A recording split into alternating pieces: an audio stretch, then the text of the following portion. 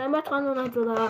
Та бүхэнд би өнөөдөр гайхамшиг төсөлнөс гэдэг номны хувцлалт гэдэг сэдвийг ярьж өгөх болно. Тэгээд хувцлалт гэдэг сэдв нь болохоор хүн болгон одоо манай монголчин ингээд дөрвөн одоо ингэж өөр үлрэлтэй шүү дээ. Тийм учраас одоо дөрвөн үлрэл нь дөрвөлөө өөр те.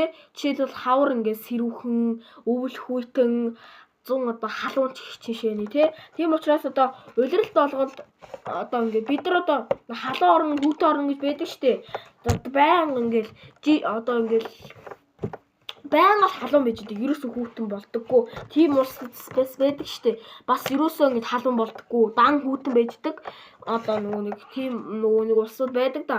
Манайх тэрэн шиг биш, дандаа нь одоо ингэж улирал солигдож ээлжилж явдаг улс орн болохоор одоо дандаа улс болгондоо тааруулсан одоо хувц байдаг гэсэн үг. Тийм учраас одоо та болохоор одоо 100 бол нэмгүй хувц өмсөд ингэ шорт подолк өмснө. Харин хавар бол одоо өмд цамц тэг нэг тэгж зузаалаад тавих хэрэг байхгүй. Харин нэг тэгж нэмгэлээд ах хэрэг байхгүй. Харин өвөл болохоор сайн зузаалж одоо гэхдээ сайн зузаалах хэрэгтэй.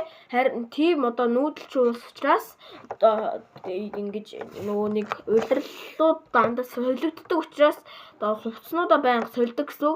Тэгээд одоо ингээд 100 одоо жишээлбэл одоо ингээд улирал болгоны ингээд нэг 5-аас 4 хувцас ингээд тавцсан байх хэрэгтэй. Тэгээд одоо ингээд хосоор өмсөхтэй шорт бодолт ингээд 4-5 ч юм уу.